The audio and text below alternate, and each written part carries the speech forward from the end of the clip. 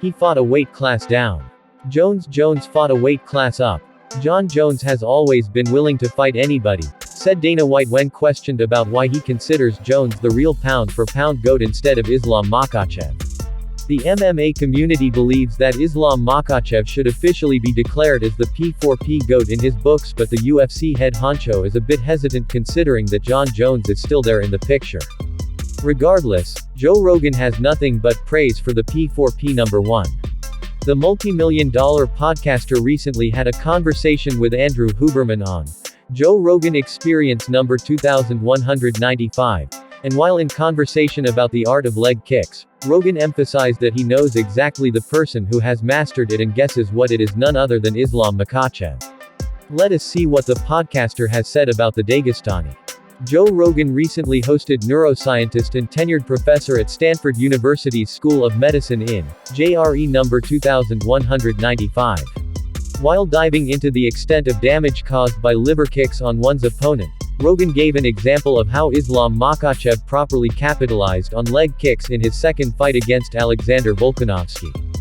The multi-million-dollar podcaster emphasized that a liver shot has a twofold effect. Initially, you'll experience a sharp pain, and just when you think it has subsided, you'll be hit with another wave of pain that can cause you to collapse. A good example is Islam Makhachev and Alexander Volkanovski. He hit him with a left kick to the body multiple times in that fight and then fired off one to the head and knocked him out, said Rogan. He further added, so it's like they are just hiding this. Like slow. You see the leg come up and it's very hard to recognize. There's a kick called the question mark kick, and it's called a question mark kick because, in Taekwondo, we used to call it a fake front kick roundhouse kick. What it is you're lifting the knee up as if you're kicking to the body in a straight line, and then you whip it over and go like that and turn into a roundhouse kick.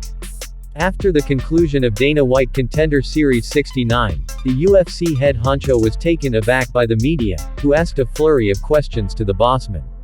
One of the reporters asked whether he considers Islam Makhachev as the P4P number 1, to which White stated, Islam, many people believe, lost to the guy, Volkanovski, who's a weight class below him. Is that how pound for pound works? This statement is not new for the UFC bossman, as Dana White never really considers Makhachev as the true P4P number 1, and this statement has been criticized by fighters and fans. Regardless, will Dana White take Islam Makhachev as P4P number 1 if he stays more active? Let us find out. At the 68th edition of the Dana White press conference, a reporter highlighted the inactivity of Jon Jones, asserting that his hiatus might not be that good for the promotion as well as his P4P status. Responding to this, White explained, he was active. Fans also scrutinized Ilya Top.